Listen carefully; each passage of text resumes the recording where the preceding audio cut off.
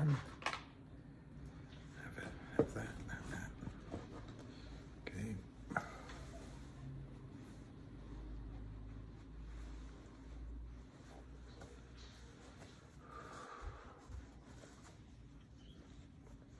Hey, Leanne. Hey, Leanne. I got a pad of paper. Got a pad of paper. This one will do. Hey, Mr. Guzman. Dominican Republic, Scott. So, you guys missed a ham call, but you're going to hear it soon. You're going to hear it shortly. Hey, Fahad. Al-Subahi.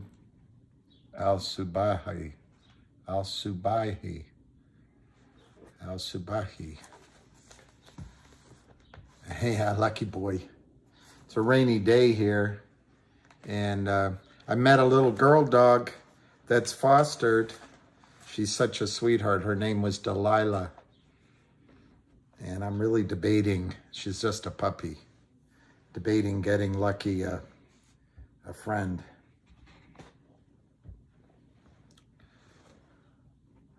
Well, when you look at the 200 feet, I think, it's a good question.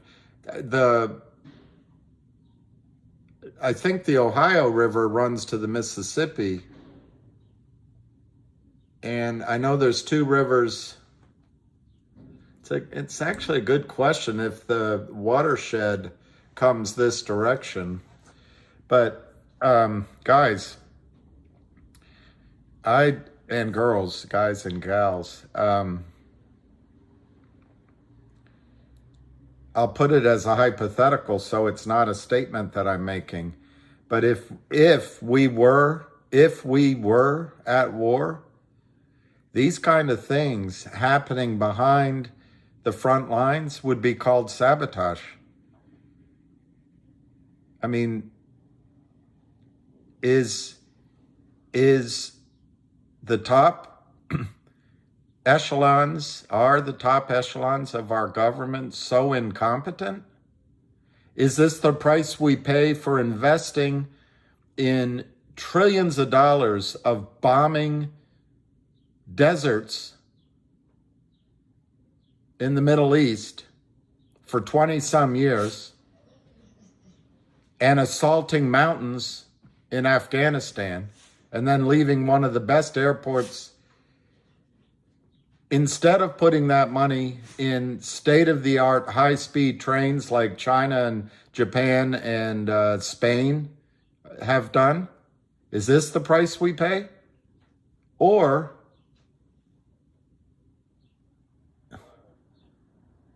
just like when I think Goldman Sachs got something for the money they gave to certain presidential candidates, they got something in return. I wonder if there's governments around the world that got something in return for the benefits they bestowed on some of our political families. I don't know. It's pretty scary though.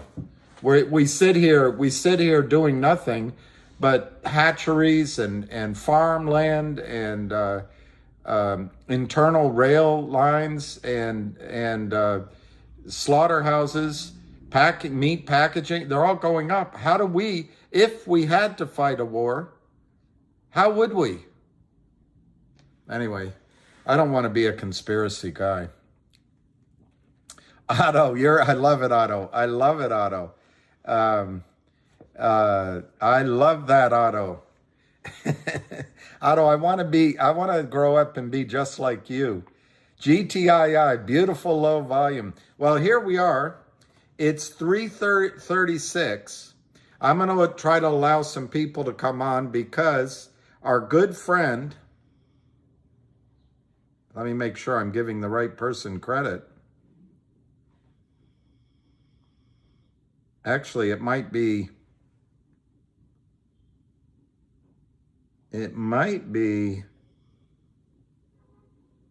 Albert that did it.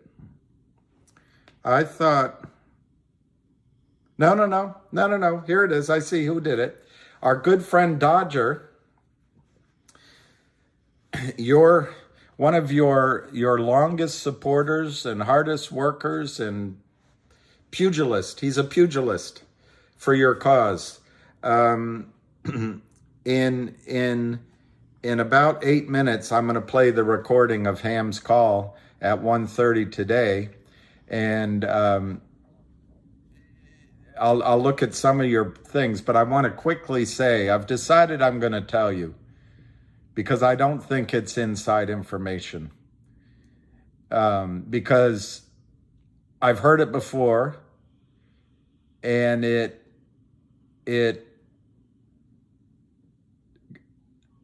got delayed from before as well. But in the context of a conversation I had with somebody that would know, I believe that the Trento mine deal, which is a $15 billion deal for GTII, maybe more, I believe it's fully funded, and within weeks, and I don't think more than 4 or 5 weeks from being finalized. And that is just huge for GTII. That is just huge for GTII. All right, let me see what some of your questions are. Well, I spoke to someone that knows, and the funding's in place, which is a big step forward. All the other times I heard, what I heard, even though only meat is done, have I told you that? A friend of mine, who went to all the proper schools, he always tells me that only meat is done. And I always get annoyed with him, but then because I like my English to be corrected, it's always in the back of my head that maybe that's true, only meat is done. But anyway, what I heard is the financing's done. It's done.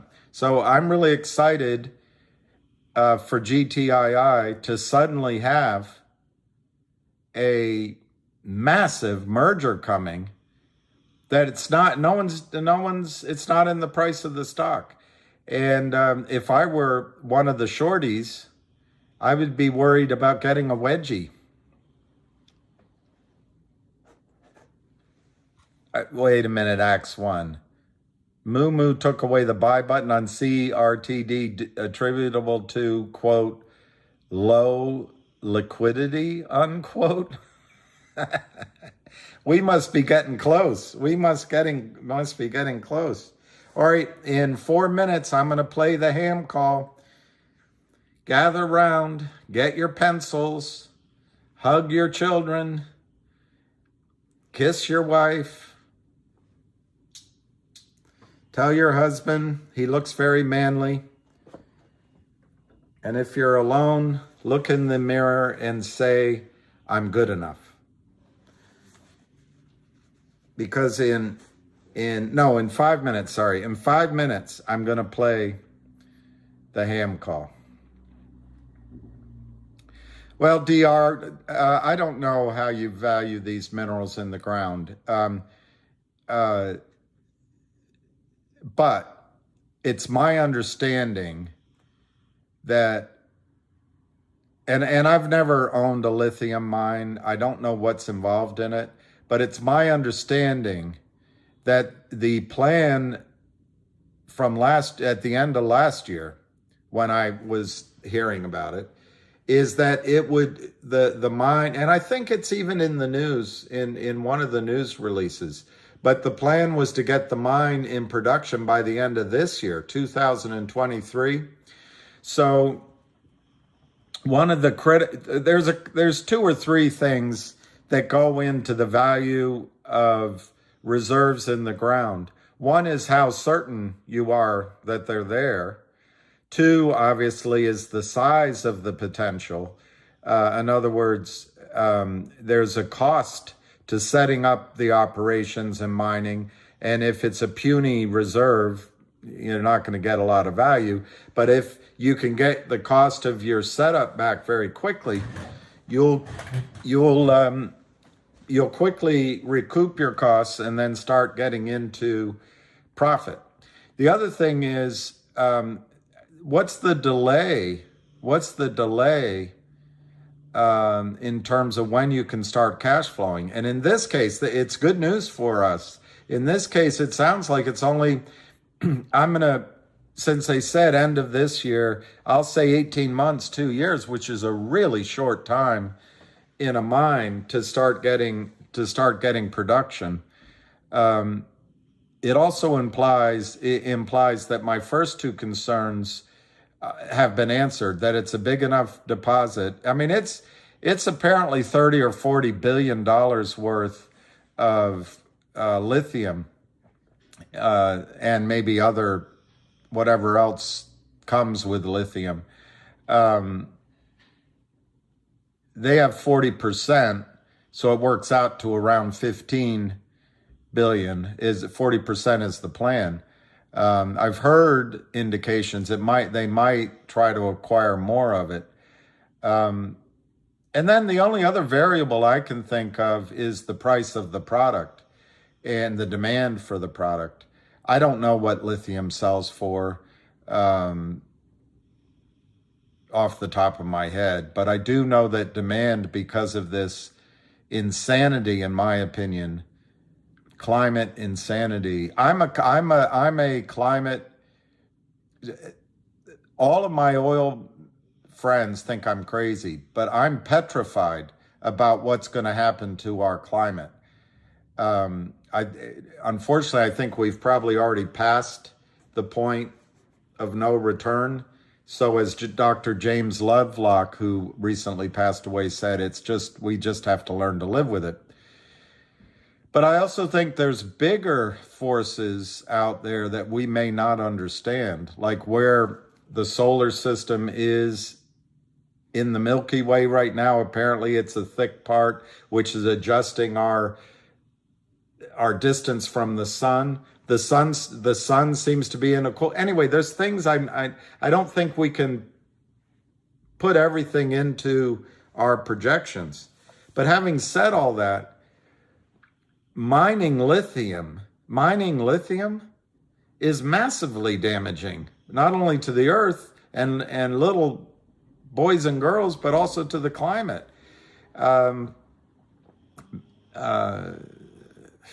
Anyway, and the electric cars you build, electric cars take a massive amount of oil to build. It's just a fact.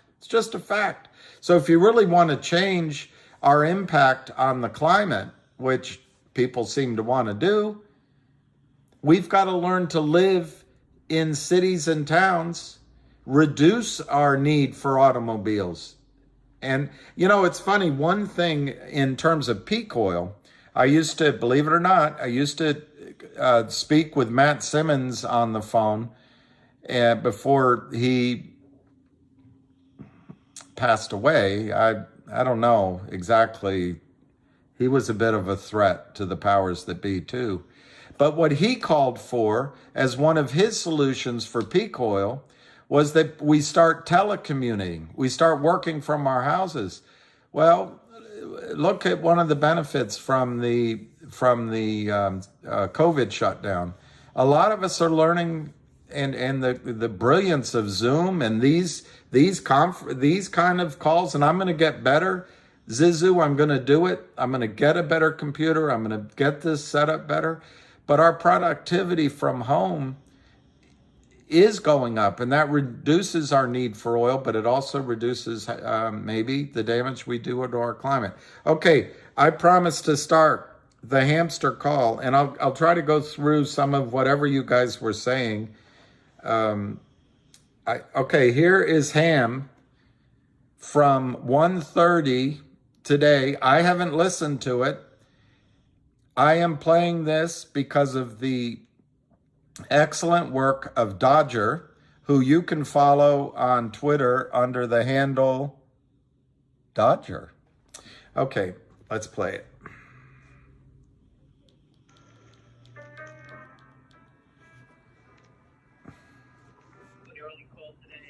It's not very loud. Pickleball game tonight, a group of people, and There it goes. break their and kill their asses. I wanted to get onto this stuff. Again, this is not the buy and sell. I'm going to bring you up to speed on everything I'm hearing. I'll go through it quickly so you guys get a quick understanding of what's going on here. This is Ham 130. MMTL people, shit is going down in Washington, D.C., very strong. I think this shit's going to hit the fan on all naked short selling. But you guys have done it. I'm hearing a tremendous job in these letters to the congressman. And don't stop. Keep sending them. I'm going to interrupt because I spoke over him. His first comment is regarding MMTLP. All the work you guys are doing on MMTLP is gaining purchase, and the letters and the contacts to Congress and the regulators, he thinks the stuff is going to hit the fan for the good guys in a good way. Let's continue. Over and over again. Everybody send out 5. Mail them to them. Change the name. What are you going to do? Just keep sending the letters. They are on top of it. I'm hearing it's hot and heavy. Multiple congressmen are on top of this thing. So I believe this shit's going to hit the fan shortly. And, I'm sure FINRA is getting the heat. Let me rephrase that. FINRA is getting the heat. Okay? Okay? And they're going to have to act soon. I hope it opens up. You guys make a fortune. Again, everybody knows what's going on here. Just wanted to give you a heads up on that. Okay, so he's saying it's not a long call. So if I keep interrupting it, you're not gonna get terribly annoyed. He's saying that he thinks it's going to open up again, and he hopes you all make a lot of money in MMTLP. So I just wanted to clarify that I've come across as negative on the idea that they're going to open up trading again for MMTLP. The hamster, at least in this message here, seemed to indicate that the solution would be that FINRA would open up trading. And I don't claim to, know it all. Unless I do.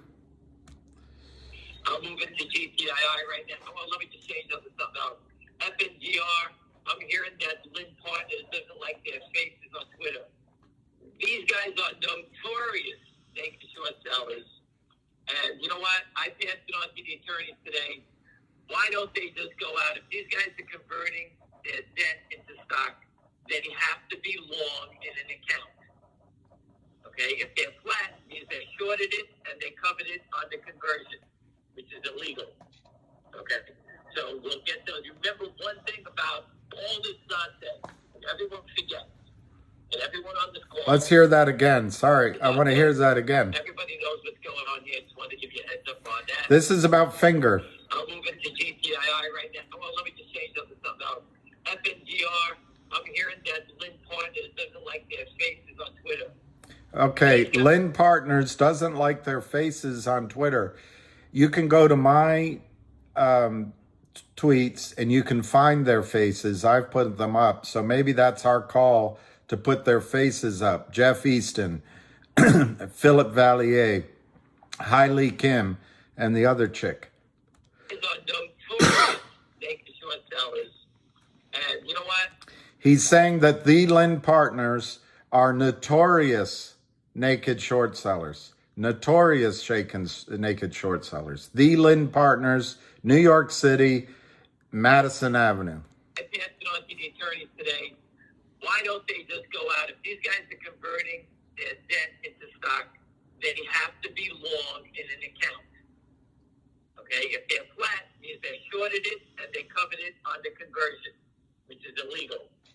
Okay? Okay, so what he just said there is if the Lynn Partners are converting their debt into shares, they have to be long somewhere.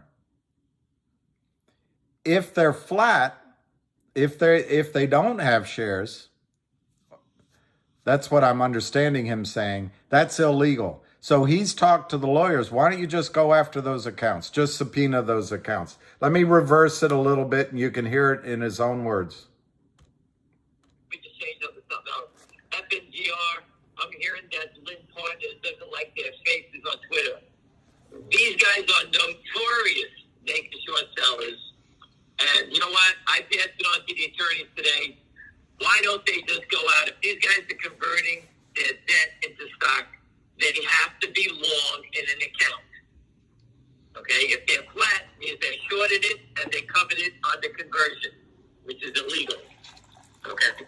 So we'll get those. Remember one thing about all this nonsense, and everyone forgets, and everyone on this call, that if you're on the short seller on the call, the sell tickets do not go away. They're not written on invisible ink. Everything is in stone. Even when they spoof, Sharon Tell catches them spoofing. Everything is documented. So this is not going away.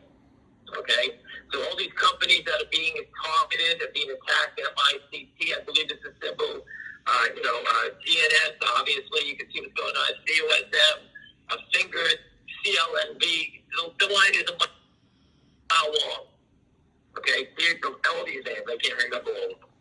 It's the same, the sell tickets don't go away, the heat is going to be on, and they're going to follow the sell tickets to the money.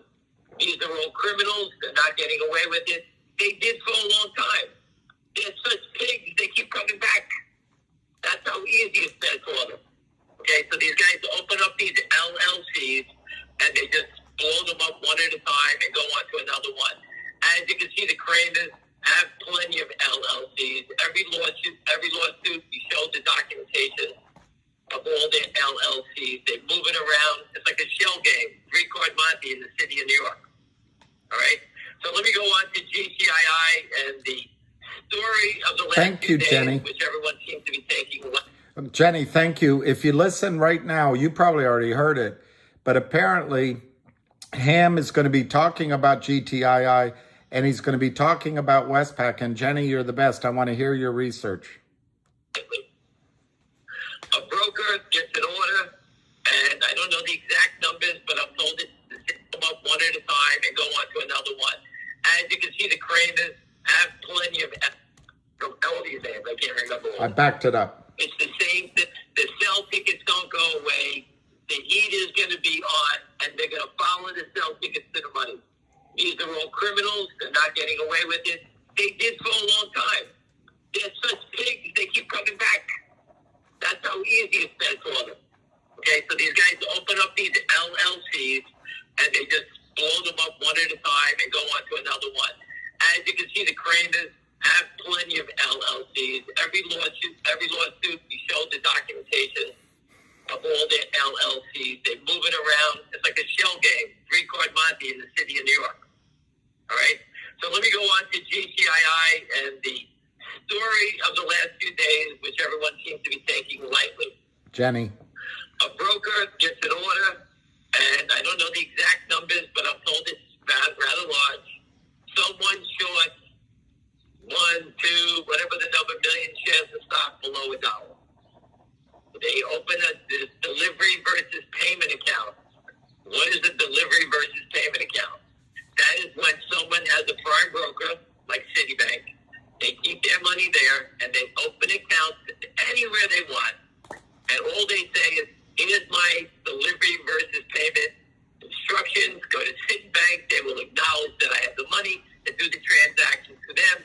This way, they don't have to open accounts all over Wall Street like a retail investor would do. They open a DVP account. The guy does the trades. Okay, the broker does the trades on the instructions. Excuse me, remember the Morgan Stanley guy in GameStop from Sharon Tell? I took the orders and I got paid commission. Well, the broker at that company in San Diego does the same thing. The stock goes against them, it goes up. The broker calls up the hedge fund guy and says, your prime broker is not accepting the trade. And I've seen this done before. And the hedge fund guy will say, let me check with my, my prime broker. He calls back, and then he tells the guy, of course, the stock is against him now. He's losing. And he says, that's not my trade. Now the broker is stuck short the stock. He goes to his management, and now they see a $2, $3, $4 million loss in their face. They know they've been robbed. So by accident, the short sellers trying to use this broker have now brought the FBI, which is uphold all over this, okay, out in San Diego, because the brokerage firm was defrauded. They don't like to lose money. They don't give two shits about the GTI logs. They're looking for their own ass, and now want the FBI to track down the short seller who did the trade with this broker. Now, is the broker in cahoots with that guy? I don't know. Okay? We have someone that actually has good intel.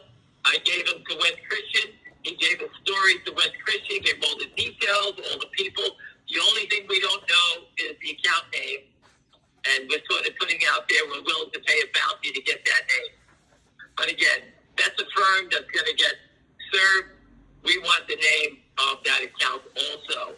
I'm sure once the FBI starts looking for the couple of $1 million that I don't want to pronounce the firm wrong. I don't know if it's Westpac. I can't remember the name. But they have to give up the account name, and everyone's gonna follow the paper trail. We got lucky that these guys tried to rob a brokerage firm who doesn't take lightly to losing a couple of $1 million. They don't give a shit about us, but they worry about their own ass. But thank God it's going to lead us right back to the GTI short. And from what we hear, the short seller, maybe the broker told him, is short all over the street. That means he's probably done this with other brokers on the street. Okay? So this could be the honey hole of getting information about our naked short sellers, and the FBI is on it because of the brokerage firm, not because of us, but it's going to lead to us. And we thank the short seller for doing that, and we call it DK in the trade, meaning don't know, and walk away and sticking that nice brokerage firm with a nice big mess. So is the brokerage firm a part of this? I mean, the broker, is he caught in cahoots? Again, I told everyone the story. I watched it happen on the trading desk. The guy, broker, came into me and gave me 800,000 shares to buy in digital equipment, which was the high flyer stock back in the day. I took it up $13. Okay, buying 800,000 shares of this very illiquid stock. I took it up $13. The next day, the broker came back to me and said, my client said sell it. I didn't say buy it. Well, I have his ticket in front of me. I gave it to the CEO of my firm, and basically they rewound it. The hedge fund that gave him the order got caught shorting the stock into our buying, and guess what? They were both arrested. Okay? And that's back in the heyday. I'm sure today it's a lot easier to follow the paper trail. Okay? When people lose money, everyone gets pissed off. The only thing that people don't get pissed off about is when people lose money and they get short selling. They seem to look the other way. But all the walls are caving in on the short seller. I keep telling people, watching the stock is just the Kramer's doing a cha-cha. The Kramer's Alpine, whoever's here now, whoever's playing, they're moving it back and forth. There is no buying, no selling. Everyone, the longs understand the game. And congratulations to the longs for doing their work and following the bouncing ball. It's not easy to uncover fraud, but the damage on the being short these stocks is infinite on the upside. It can go forever. And that's why we can never believe that someone would keep trying to sell a stock lower, trying to make $1 or 60 cents or 50 cents or 20 cents, whatever the numbers are. They can't get out of it. The only way out is to buy the stock and cover. They don't cover because they don't have the money to buy it back. That shows you what happened in GameStop.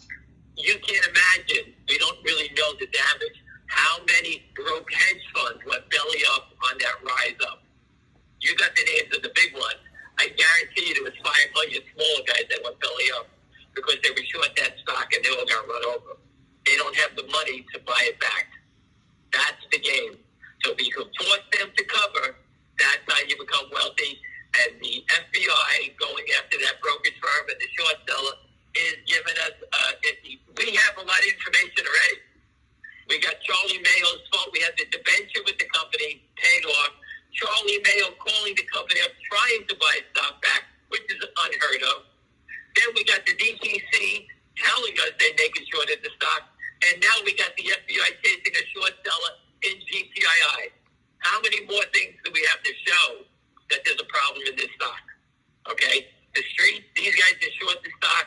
It's just a matter of when the follow to sell ticket is going to come. We all know the law firm is going after these guys. When they drop it, then the fun begins. All right, these guys can keep playing the games. Again, we say it's $300 million. We only been counting it for 2.5 years. Make believe it's 150, 75, 37 million, 9 million shares. Bring it all down. Pick a number. We traded 280,000 shares today. They don't cover a share. Okay? This is the game. There's no way out for these guys. They're just going to fold, file for bankruptcy, and stick this street with the loss. Once you lose billions of dollars, the feds come and start arresting people. Okay? A brokerage firm's on the hook for a couple of $1 million. They got the FBI there already. Okay? They know they've been defrauded. This is not the first time someone's opened an account, tried to do a trade, and walk away and hope it works. It's called free riding. Okay? That's what Alpine did. The stock went up. They couldn't meet margin. So what did they do? They looked the other way. They just hit it back down. Maybe no one will catch us free riding these trades without putting up any money. That's exactly how it works. And they're not the only guys that ever do this. All right? Many crooks have tried this before. Free riding, it's old as dirt. Okay? That's trying to buy a stock without putting the money up and then put the winning trades in your pocket without putting the money up. You have to put the money up. Whatever the money is, Alpine thought the margin call at $9 is the same as margin call at $1. You have to put the money. They have to meet the margin call when the stock is $9. The DTC knows that is a death blow. If those guys walk away, they get stuck with that mess. So these guys violated the most important thing about the depository trust. Okay? So again, the guys in San Diego, thank you very much for giving us all the scoop. Everyone who's given us the information, we passed it on to West Christian. Okay? They all have that information. Let's hope they wrote these guys alive. Okay? That's a great information. And I'm sure once we land, the FBI is going to want to talk to West Christian, or he's going to want to speak to them about who and what that account is and where it's going to lead to. Okay? I think he's going to go talk about other things.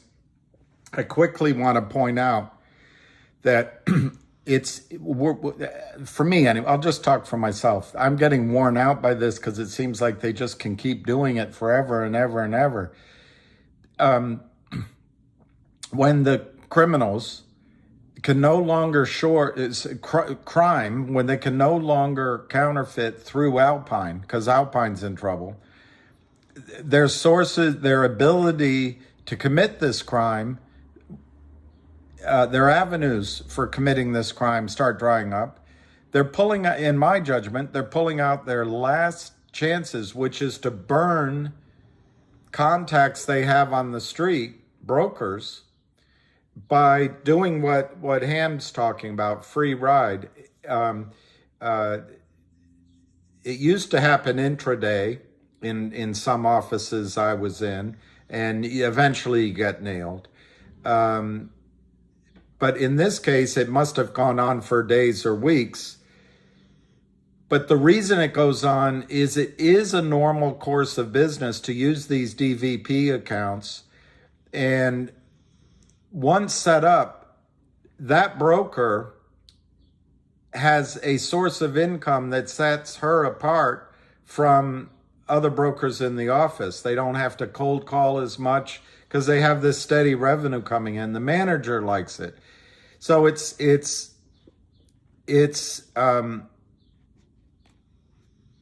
if it goes through the various steps of approval, it's an account that's highly desired by the office and the brokerage firm. To me, if the criminals are burning those accounts, burning those firms, they didn't have access to these normal criminal partners like Alpine. I'm using all my own judgment. So this is a sign, I'm saying to you, of desperation. This is one of their last bullets they can pull. And as soon as the FBI and it'll get around Wall Street. Immediately it'll go around Wall Street. That do not take orders from so-and-so and so-and-so and so-and-so selling GTII. And that's all the back offices need to see. It'll be flagged. So it's going to come to a grinding halt, is my point. The ability to sell counterfeit shares in GTII is going to come to a grinding halt for these kind of criminals. That's my opinion. And maybe it's being reflected, as Otto said, now in the volume. All right, let's keep going. So again, thank you very much. It only helps us out. The manipulation in the stock has just been the cha-cha the last couple of days. All they tried to do is take the momentum out of the stock, which they've done. Okay, they tried to stop the stock from going crazy. They don't want people getting crazy on it. And you say, how do you know that? Well, they kicked the average trader off of Twitter. The guy was doing videos, not saying anything. He's not as nasty as the people that we know out here. Remember, these guys are criminals. They're robbing our money. Okay, they're not my friends. They're not your friends. Okay, they kicked him off. You know, Pat Byrne, everybody always says, you know, you get the most flack when you're over the target. And they're shooting like crazy, trying to hide, trying to do everything to get this stock down, because obviously this is coming to a head. Once the company sues, we know there's dividends, there's upstream, there's a whole bunch of shit that's coming down. 800, there's deals going in place. This is not going away. We've been here for 2.5 years. Okay? The volume is dried up. Where's the big sellers that were dying to panic to knock it below $1? They disappeared. Okay? All that attacks, where are they going? Remember, the lower it goes, the more they sell, the higher it's got to go back. I told you before, real short sellers want the stock higher. They make more money. They don't want it lower. Because they have to sell more shares. They don't make any money. Naked shorts want this thing down as fast as possible because there's a margin element to it. Okay? And the margin element exposes them. You can't play this game for free. All right? So I had a couple of other things I wanted to talk about, but I just got in rambling about something else here. But again, all these things, all these companies fighting back. MULN, you know, guys, laid it down the road. I'll tell you what I tried to do to help this guy, and he botched it up. I did it all. Okay? That's all I'm going to say. Down the road, I'll show everybody what I did. How this guy didn't do anything in the company, it's a disgrace for what he did. All right? He's going to have to, only one thing he can do is issue stock and reverse it. And that's the one thing I discussed that you shouldn't do. He said that in his call, but he didn't follow through. Okay? I can quickly say there that Ham, like with the other companies, Ham got it set up so that they could hire Wes. They could hire Sharon-Tel. They could hire this other thing. They had special dividends set up. They had the whole game plan ready to go for MULN. And a lawyer told the CEO you can't, not to do it. So the CEO of MULN backed off. My understanding is MULN has to get above $1 for 10 days or they're delisted. There comes a time when you're CEO, you have to tell your lawyers, I'm going to take the risk. That's why I get paid. I'm going to make a business decision. And he, as Ham said, he's going to have to do what COSM told you COSM wouldn't do, but did, is a reverse split and issue shares. That's all they're going to be able to do. And that'll buy time. Hopefully, maybe like COSM, after they raise money, they'll come and help join the fight. But it's not pretty in MULN. That's too bad, because that was a pretty good story. Anyway, let's go on. I don't know. Here's the guy who wanted to fight. He's nowhere near the front line, that's for sure. Okay? You know, the front line is going this way. He's running the other way. He took the easy way out. Okay? I don't know if it's his lawyers. You gotta remember, guys, a lot of times the SEC. Sorry, hang on one second. Hey, Bruce, can I call you back? Absolutely. Talk to you in a bit. All right, thanks. Pressure on these companies to keep quiet. Roger has been doing a great job with GNS. I'm sure they reached out to him and said, "What are you making all this noise about?" He has every right to fight back, and you should all fight back. If you don't fight back, if you don't hire Wes Christian, Sharon Tell, Tom Rock, and begin this battle, you're going to get wiped out. These guys have no mercy. They're going to steal all your money and quick give a rat's ass. All right? But again, GTII, the heat is really coming on. The heat's really coming on these guys. All right? The FBI is here. Again, MMTL people, you guys have destroyed DC over the letters. Great job. Email them. Tweet them. Be relentless. Every name. If you're sitting around, you got nothing to do, help yourself. GTI logs. You're up in Boston. I expect everyone go bang on that door from that lady, Hester, whatever her name is, Hester Pierce, whatever her name is. She wants to hear your complaints. Just ask her, how do we put a truck in front of the SEC, people protesting, and no one addresses anything that's going on for 2 years? Ask them that. How could you not address this? We pointed out the criminals. People protested. If this is not a crime, but we're calling the police for help. Our house is on fire, and the fireman is just driving by like no one cares. That's the equivalent of what's going on here. This is going on a long time. Everyone, even if you sold your stock, help up the people that are stuck and still fighting the battle. I know people made money in GTI when it went to $9 last time. I know you disappeared. I got it. Move on with your life. But the MMTL people are trapped. Help them out. They're fighting for their money back. They help fight for you. A lot of these people are the same people. Stand up for each other. Don't run away from the fight. Retweet it. Jeffrey Easton and Lynn Partners doesn't like his face on Twitter. Right? We know he's a notorious naked short seller. Yorkville doesn't like their face on Twitter. Notorious naked short sellers. These guys are criminals. If they want the fame and the fortune, hey, this shit goes along with it. You want your face on it? We want your face in the post office as the most wanted for stealing our money. That's how we look at it. These are criminals. And the SEC and their lawyers protect them using a gray loophole, the market maker exemption, to steal, give people money, and rob. All right? That's the fraud. Anyway, that's how I feel about it. I have a game today, so I couldn't do it later on. But the Kramers are just doing this cha-cha, trying to get people to bail out.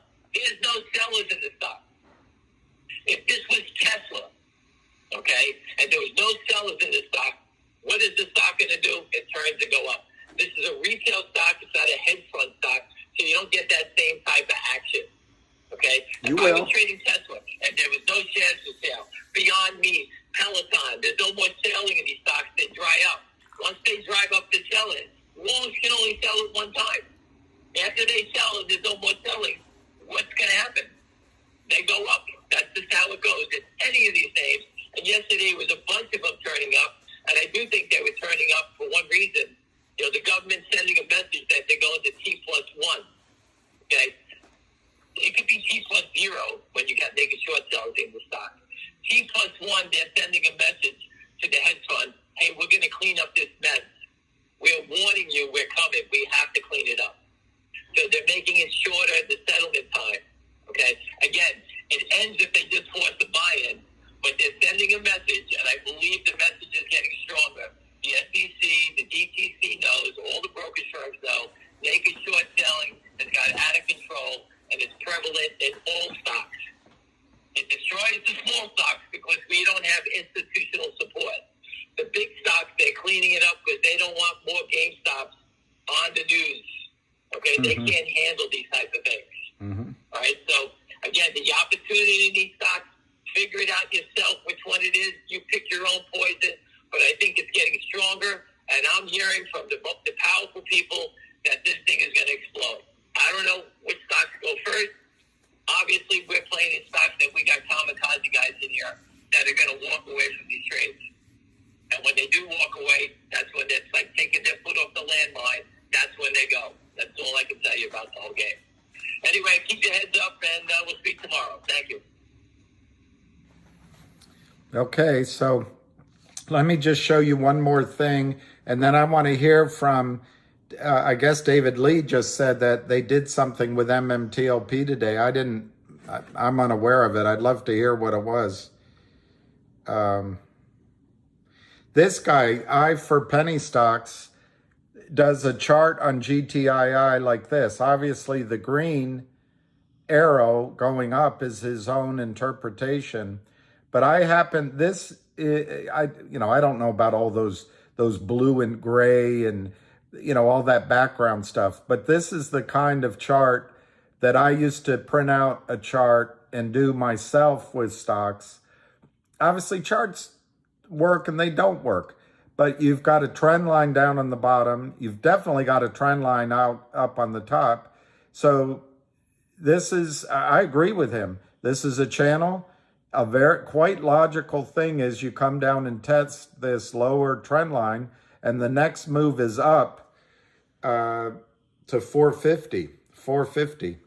So, which actually confirms some of the stuff I've said before. I want to talk about MMTLP, but I wanted to finish on what Hamster just said.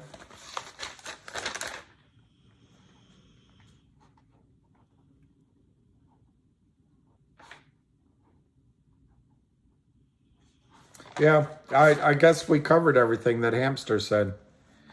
Are we going to squeeze?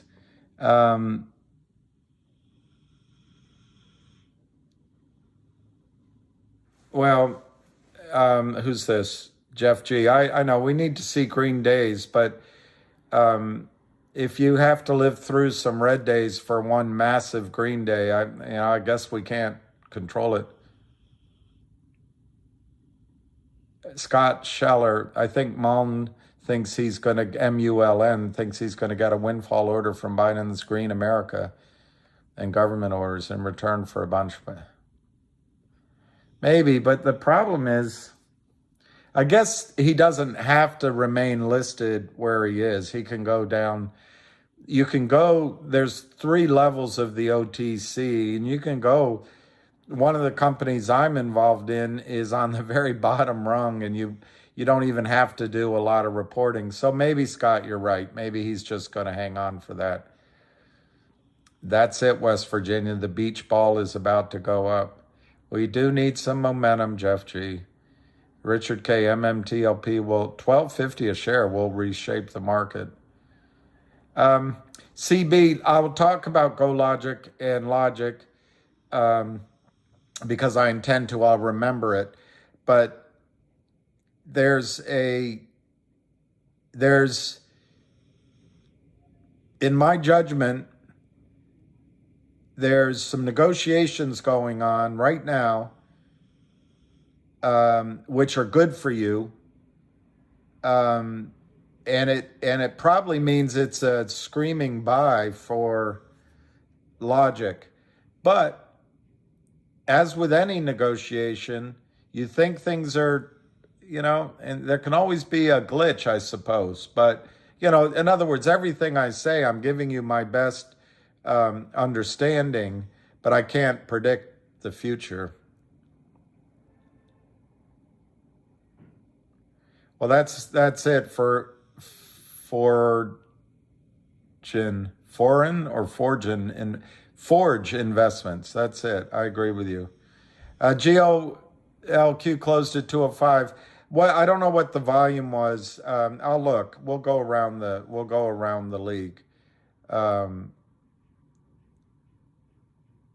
Foreign investments looks like we're going to 30 cents, not $3. You were so wrong. I don't know what stock you're talking about. Oh, here it is. I bought into CRTD thinking we were going to $3 because of GTII acquisition. Well, what Jeremy said on his space call yesterday, it might have been the day before, is he made a counter offer. Look, in the news, Forge Investments, FORG Investments, it's been published that GTII made an offer to buy they signed a binding letter of intent, which means it's going to cost somebody money if it breaks up, to buy CRTD for $100 million. Now, in the meantime, the amount of shares that exist for CRTD has changed. It's gone from roughly 30 million shares to roughly 50 million shares because of a financing that was done in the third quarter of last year. There's no new money raises going on other than they just exercised the warrants. That's why it's 52 million instead of 50 million. Point is, it's not $3 anymore. It's probably more like $1.90 is the takeover number. Well,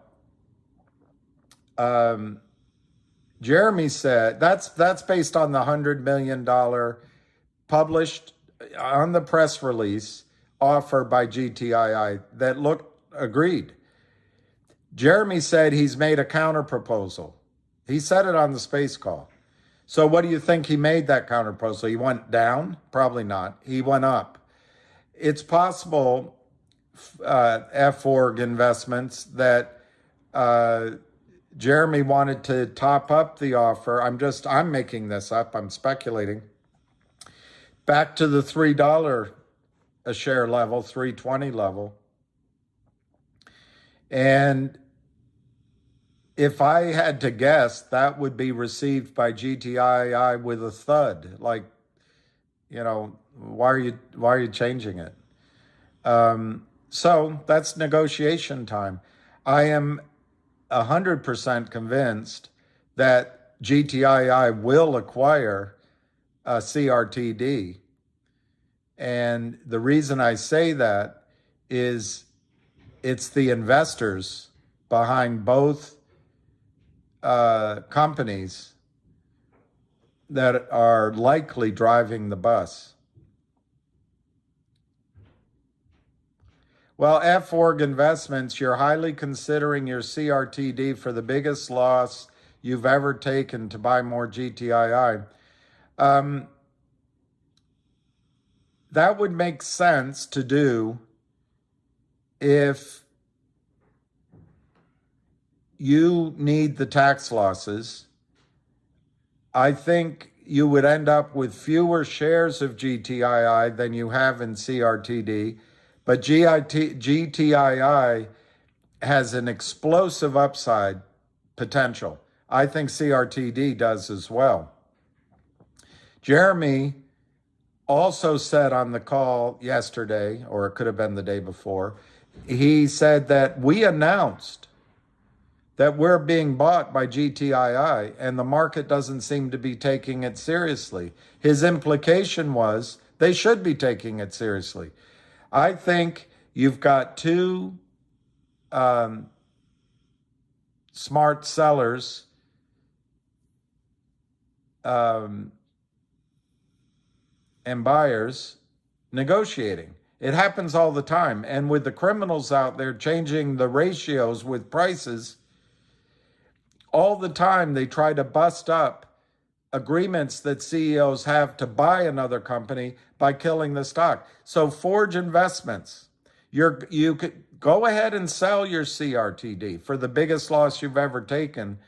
I would suggest if you can hold off on that impulse, you might wait until you can get the 20-cent, it's 19-cent distribution of the OG collection that Jeremy Frommer reiterated. He's moving forward with alacrity. He's putting his whole team on it. They're going to get it done on upstream. So F-Org Investments, one of the hardest things in investing, and all of us go through it. Jeremy, Ham, me, everybody that trades and makes investments has the same issues of emotion interfering, and I'm saying I do it too, interfering with what the brain is saying.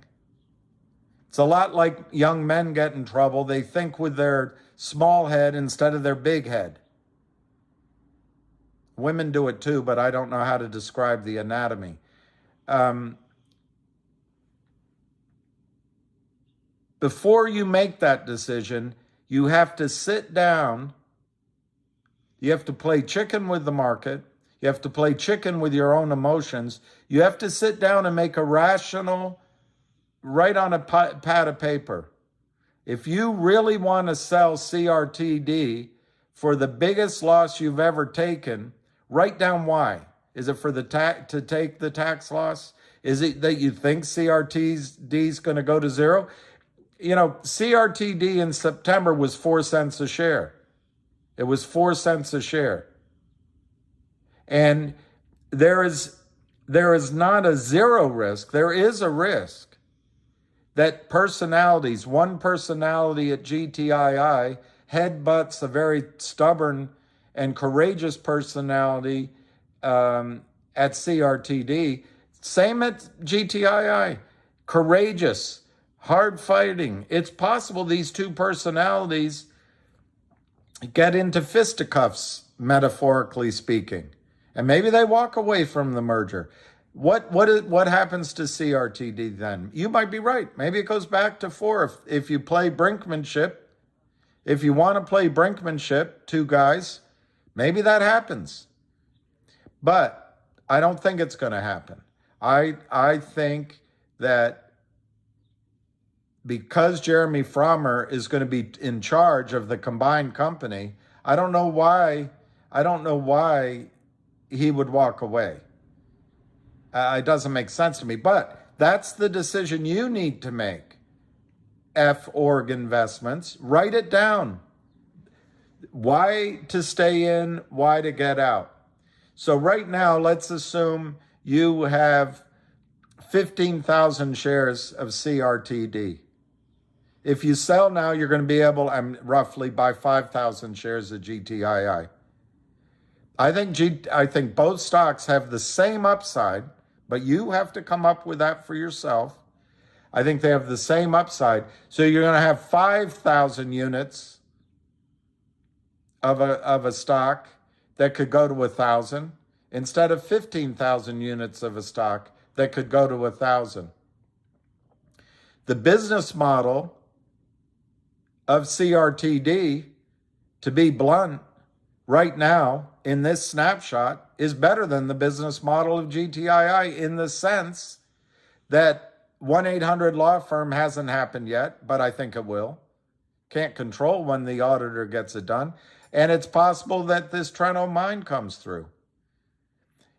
So F.org Investments, I really don't know if you're putting this out to FUD people. And if you are, I think it's a great sign that the Lynn Partners is in trouble with their short position in CRTD. So I take it with great encouragement that you would come on here to cause fear, uncertainty, and doubt in CRTD. But I think you better write down your reasons so later on you can refer back to your notebook and say, this was the reasoning I gave.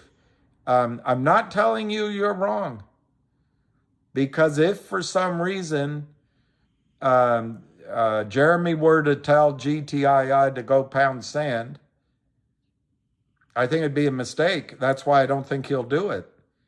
But you could see the stock go lower. But remember, F.org Investments, Jeremy is going to distribute the OG collection to you. And conservatively, it's worth 19 cents a share. It's growing. He has a team. So I can't tell you what to do, and I can't tell you you're wrong, but don't do it out of emotions is all I'm saying. Yeah, CB, LGIQ, frankly, Ionic has a clause, and they're just a different flavor of criminal. They have a clause that if they get the stock down to 15 cents, they get another it's in the SEC filings. They get another slug of shares. But what they're facing, CB, is they have to make a choice. Because I think that, remember, Aubrey SPAC has entered into an agreement to acquire Logic. and it's a great acquisition. It's really exciting for the future. But if you were Aubrey Spack, would you want to acquire a company that has criminals using a toxic convertible, crappy, punishing note? They do it a little differently, but they're still criminals. No.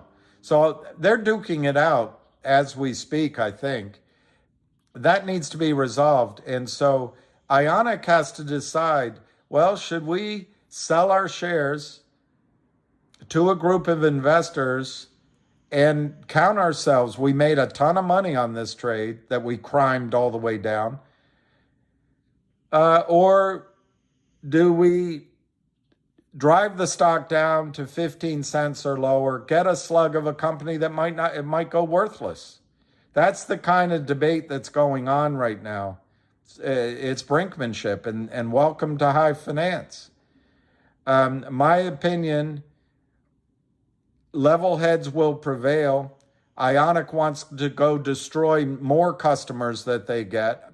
They're not as stupid as the Kramers or the Lynn partners. So I think they'll make an agreement. And the good thing for you, CB, it means if you look the last time when Ionic took their sales pressure off Logic, the stock went to 80 cents. So I think Logic is setting up for potentially a pop to the upside, and it's probably a better buy than sell right now, and it's exciting.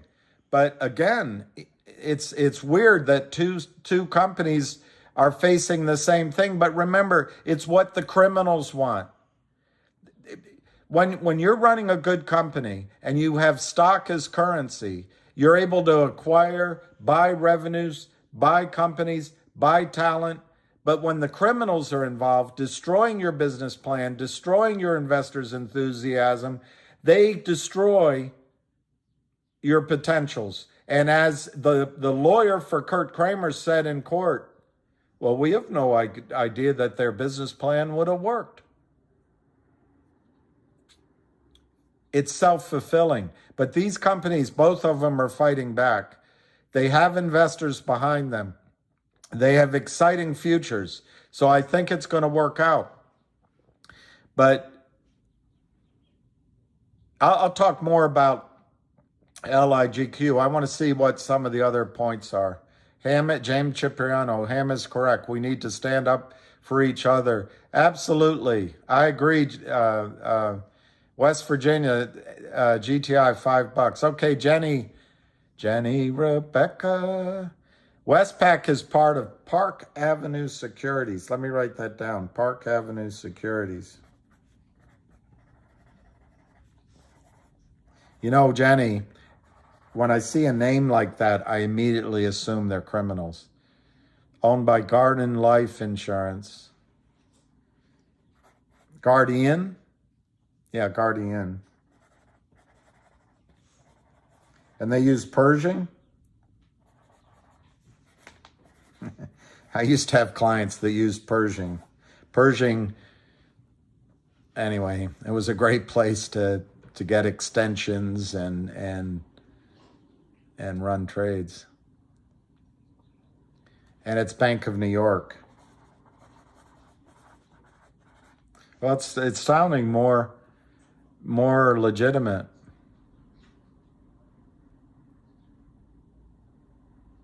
On site, thank you for your contribution. When was the last case West Christian won? That's I want to thank you for that contribution in two ways. It shows that your paymaster is scared, so you'd come on and put that there. My second answer is I don't know. I will say that he's now got about 6 companies that are following this exact same path, going after you guys. Discovery, the thing you don't want. And he's also going after RICO, criminal charges, putting you in jail for RICO. And my understanding is he's beefed up his legal staff to 200 lawyers, 200 lawyers on site. So thank you for your question. One was the last case West Christian won. I don't know the answer. I know that he's had a long and storied career. I know that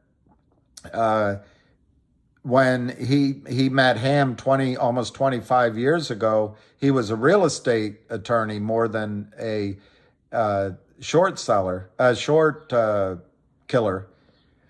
But I also know from press releases that Wes Christian has a notoriety as the most sophisticated attorney going after people like you. And on top of that, you got to love a guy that comes out and says, well, they call it naked short selling, but down here in Texas, we have a word for it. We call it stealing. So on site, thank you for your input, and keep the questions coming.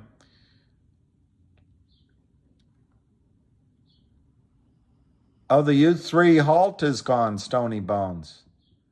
Wow. Stony Bones. Stony Bones. Anson Wiengand, I'm going to answer your question more politely. What has Wes done yet? Been on the scene for a while now with no hard results. I'm not sure about that. But Anson, last week, to hire Wes Christian, just to get him to start, you have to present your case to him, and he's only going to accept your case if he sees tens of millions or hundreds of millions of dollars potential. So GTII passed that test. But to hire him, you've got to put up something like $100,000 to $150,000. That goes, I forget the numbers. It's about 50 grand to him, maybe 80 grand to him. It's something like 30 grand to share and tell, or 50 grand. And it's something like 50 or 80 grand to Tom Ronk to get the data. And then there's that other legal firm, I forget the name of also. So just to sign them up, you got to write a check for approximately 150 grand. GTII did that. Now, when did they do that? I think that was about, might have been 60 days ago, but I think it was closer to us than that. Well, so Anson Wiegand, last week, to take it to the point where you have to file a lawsuit, it means you've got to write up a set of documents. You've got to hire other attorneys. You've got to collect data, and you start spending real money. In the case of GTII, last week, Anson Wiegand, last week, GTII paid, to the best of my understanding, to Wes Christian $400,000. Now, I don't know if it's inclusive of that previous payment or additive, but the point is they made the required payment they needed to make to get to the next stage. That was the end of last week. So I know you say you've been on the scene. Wes has been on the scene for a while with no hard results. I'm not sure what you're looking for. I don't know how many lawyers you've hired in your life, Anson Wiegand. My experience with lawyers, they take time, they gather data, they only want the facts they can find. They don't want your facts, and it takes time. So I respectfully point out that in the time, I think he's working. Now, I wonder what happens when the group like COSM, who, in my opinion, opportunistically took advantage of the retail market and took $35 million out of your pockets, now joins in the fight. one of the questions, it's the reason I found out what I just told you. One of the questions I had was, well, now they're hiring Wes. Wes is going to work with them because they have all the money. Well, no. Wes has been paid in the case of GTII. So Wes, but there's now 5 or 6 companies that are hiring Wes. So maybe he's getting spread thin. But remember, Ham is recommending Wes to these companies. Wes's loyalty is to Ham. Wes's loyalty is to GTII. Wes's loyalty is to CRTD, the first movers, and others. There, it's about 6 or 7 companies right now, and the list is growing. So, Anson, unfortunately, it's like putting a loaf of bread in the oven. You turn on the heat, you set the timer for 4 hours, and if you come back in 2 hours and say, it's been a while now, what is the oven doing? I mean, it's a point, but I think you're being impatient.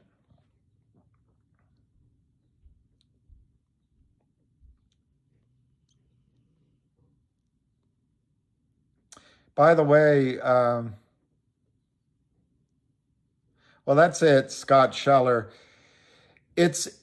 I think you're right. Like all scammers, they take advantage of the greed and laziness of brokers. But I also think they take advantage of the credulity, particularly of younger brokers. I was a young broker once. I would have hedge funds call me, ask me to set up a DVP account.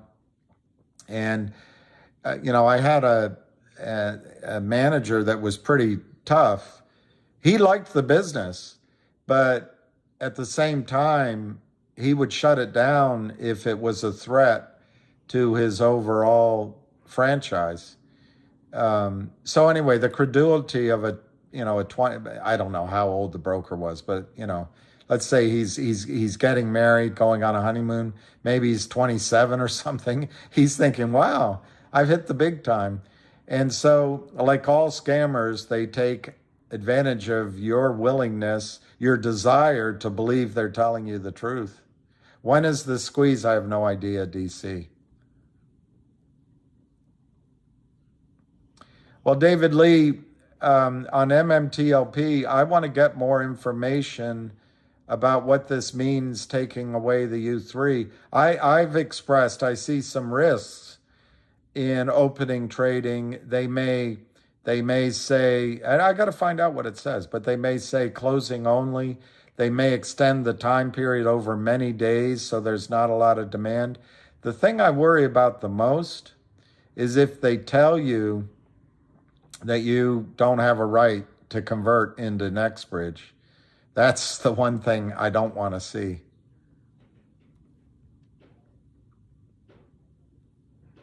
No, he's not a mod, but for I don't know how to say it.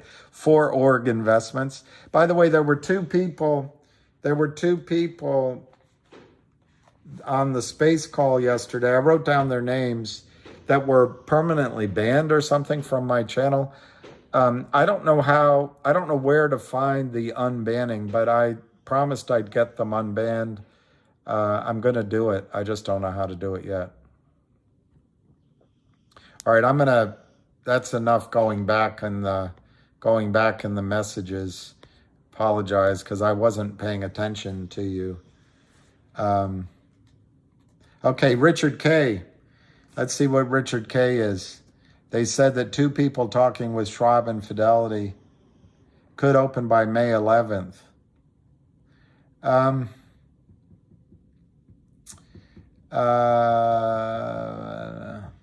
Well, it'll be exciting. I've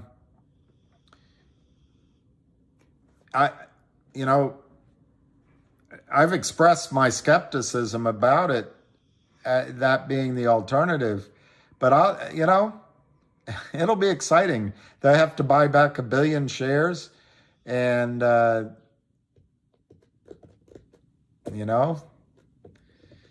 maybe we all give in high prices.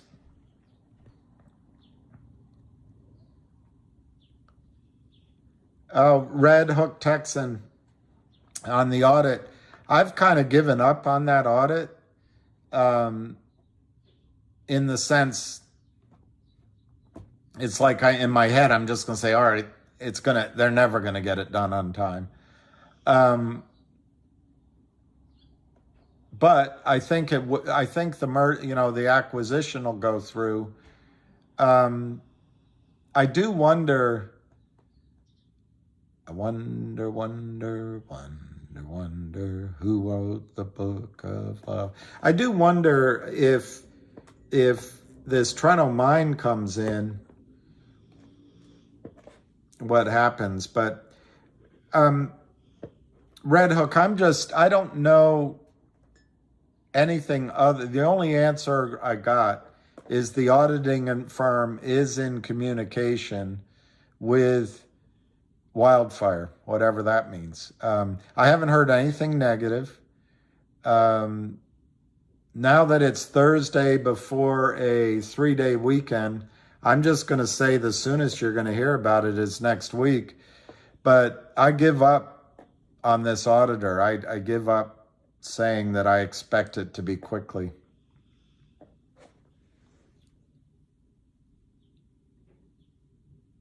Okay, CB, GTI plus CRTD.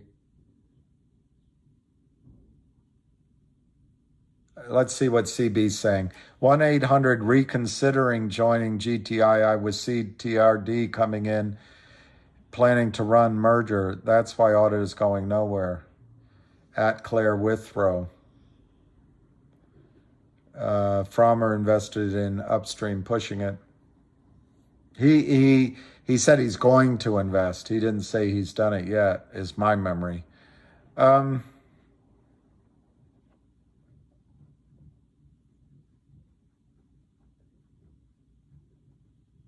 Yeah. I don't know if you have facts, CB, but I think your interpretation is as reasonable as anybody's.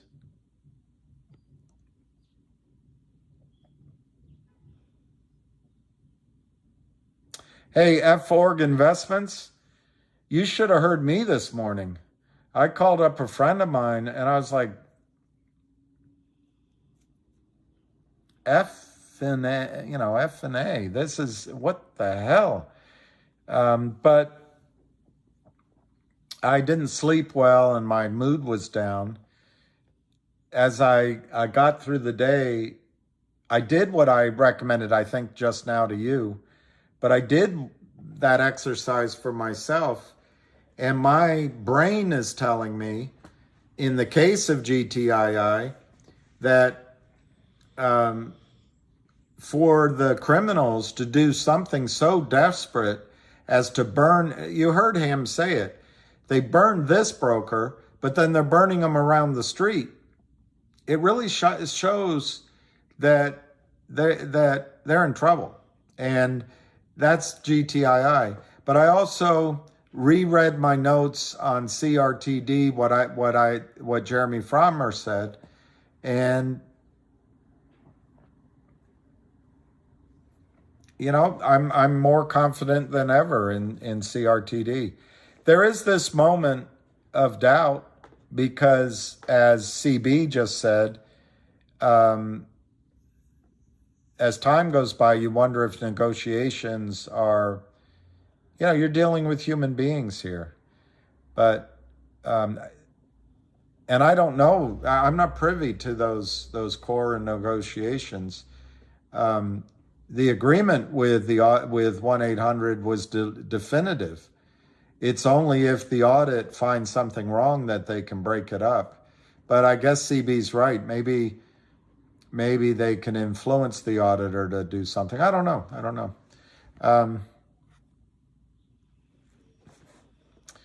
I can't tell if I'm just talking to myself because there's no new messages. So if I pissed people off, I'm sorry. I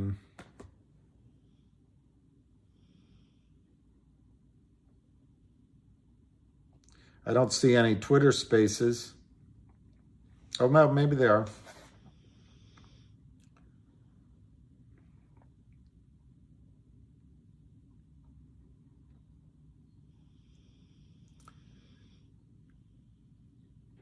I can't tell if I'm gonna listen. I'm gonna go on this Twitter space and listen. I hope everybody's having a good afternoon. You sound really far away and in a tunnel. This is on MMTLP. It's in the phone right now. That crap. Holy crap, that was better. That's pretty good. You sound really far away. Okay, well, is this better? I guess I'll hang up It's and like that start Monty Python again. scene when he's galloping towards you, and then all of a sudden I he's don't right think in front of you. anyone's listening to me. Thank God I didn't have an earbud in.